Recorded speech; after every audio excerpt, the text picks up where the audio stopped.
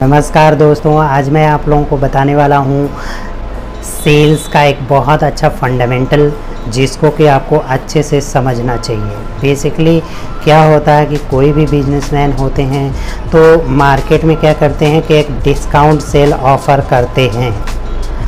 तो देखिए, discount sale offer करिए, बट आप जो है ना मार्जिन से, जैसे मार्जिन होती है उसको तो आपको अच्छे तरीके से मैनेज करना ही होगा। क्योंकि देखिए, एक तो आप मार्केट के हिसाब से रेट शेड्यूल कर लीजिए, या फिर आप सही तरीके से जो मार्केट है उसी के हिसाब से आप रेट रखिए। या क्वालिटी बढ़ा रहे हैं तो क्वालिटी के हिसाब से भी आपको अपनी मार्जिन रख के ही सेल करना होता है। बेसिक बात क्या होती है कि आप जैसे कोई चीज़ सेल कर रहे हैं तो जितनी भी जैसे बड़ी बड़ी कंपनी जो शॉपिंग मॉल होता है वो लोग डिस्काउंट ऑफ़र दिखाते तो हैं, लेकिन उसमें प्राइस डबल कर लेते हैं और फिर 50% सेल दिखाते हैं। रियल में उसकी कीमत वही जो होती है, डिस्काउंट 50% डिस्काउंट के बाद जो चीज़ आती है वही प्राइस मार्केट में होता है। लेकिन लोगों को समझ नहीं आता है कि यार 50% डिस्काउंट दे रहा है, ऐसा है वैसा है। रेट सही किया है, क्योंकि कभी भी घाटे में तो सौदा कर ही नहीं सकता। कुछ ऐसे लोग हैं जो लोग क्या करते हैं कि घाटे में कर जाते हैं, कुछ मुनाफा दिखा लेते हैं कि चलो भाई हम ये चीज़, ये सर्विस दे रहे हैं, ये प्रोडक्ट दे रहे हैं, ये चीज़ें बेच रहे हैं, तो इसमें चलो भाई 100 रुपया हमें मार्जिन हो जाएगा। बैक एंड में जो एक्सपेंसेस होती है मार्केटिंग का और बहुत सारी चीज़ें होती है उसको भी तो जोड़ेंगे, तभी तो आपको पता चलेगा कि रियल में मुनाफा हो रहा है या नहीं।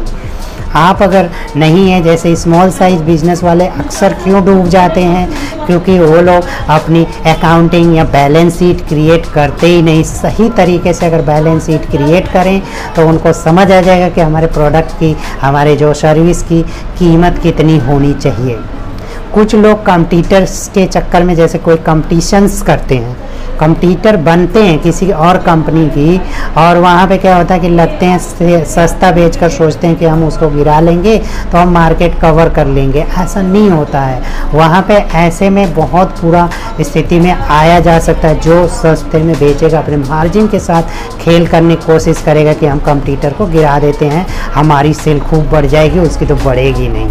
ऐसा सोचकर होता क्या है कि बहुत घाटा हो सकता है। एक एग्जांपल मैं आपको अपने ही संस्थान के पास के एक कॉम्पिटिटर्स ने खोला। जस्ट हमारा संस्थान जैसे 2015 से हम लोग कार्य कर रहे हैं एजुकेशन में, तो हमारा फीस होती है वो क्या होती है कि लगभग 800 से 1000 रुपये होती है। तो वहीं एक कॉम्पिटिटर्स वाला आया, वहाँ पे 500 रुपये हम पढ़ाने, कुछ बच्चों को भगा के तो ले गए। हमारे यहाँ से बहुत सारे बच्चे भाग के गए कि अरे वहाँ पे सस्ता पढ़ाया जा रहा है, या तो महंगा ले रहे हैं, ये वो है। तो वहाँ पे भाग के गए। मात्र 4 से 6 महीने में सारे बच्चे भाग के वापस आ गए। उसकी स्थिति ये हो गई कि वो साल भर से 1.5 साल उसने अपने संस्थान को नहीं चला पाया।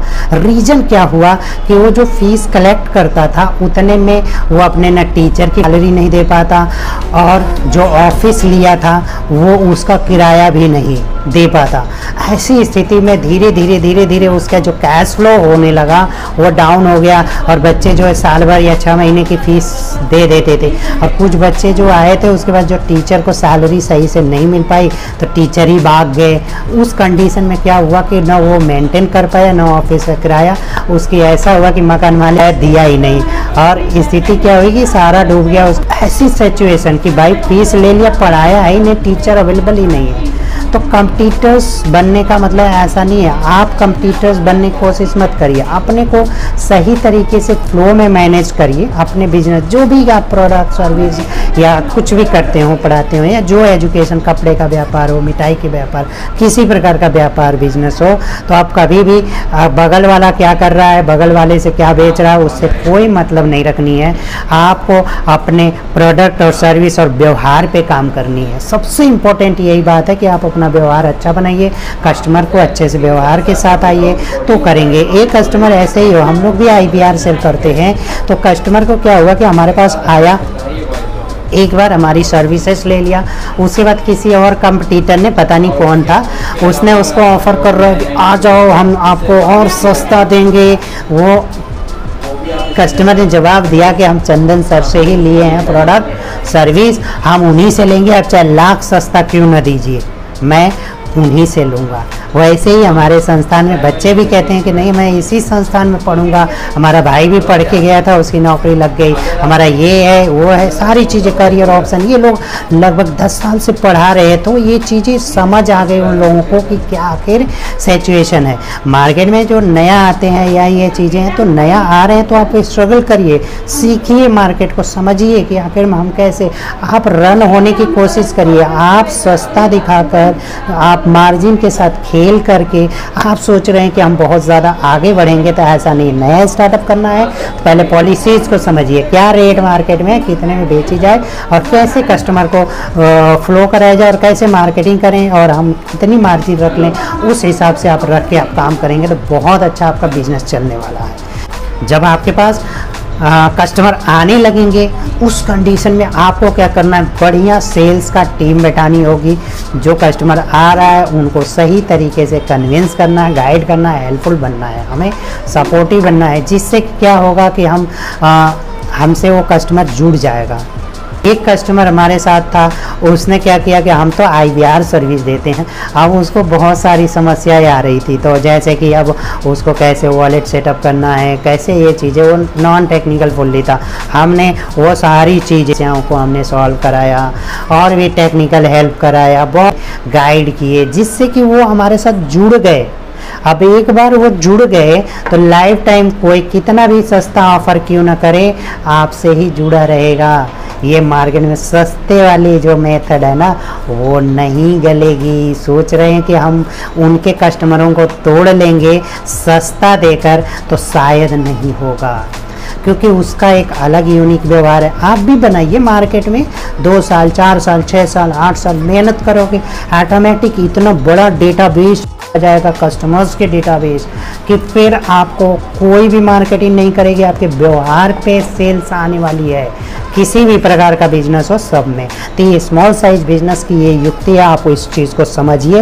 बाकी मैं आपको अगले वीडियोस में बार्गेनिंग के बहुत अच्छी मेथड लेके आने वाला हूँ। इसको आप अगर सही से समझ लेंगे, बार्गेनिंग कैसे करनी है, क्या रेट देना है, फिक्स रेट वाली दुकानों पे आपने देखा होगा कि फिक्स रेट वाली दुकानों पे भीड़ ज़्यादा लगती है और जहाँ पे बार्गेनिंग होती है वहाँ पे कम भीड़ लगती है, ये भी आप समझ लीजिएगा। तो ये सारे मेथड्स को मैं सही तरीके से, व्यवस्थित तरीके से लेकर आने वाला हूँ, तो आप लोग वेट मत करिए। अगर नए हैं इस चैनल पे तो हमारे चैनल को सब्सक्राइब कर लीजिए, जिससे कि आपको अगली वीडियो की नोटिफिकेशन मिल जाए। दोस्तों हमारे वीडियो को लाइक, शेयर और सब्सक्राइब जरूर करिए। थैंक यू दोस्तों, नमस्कार।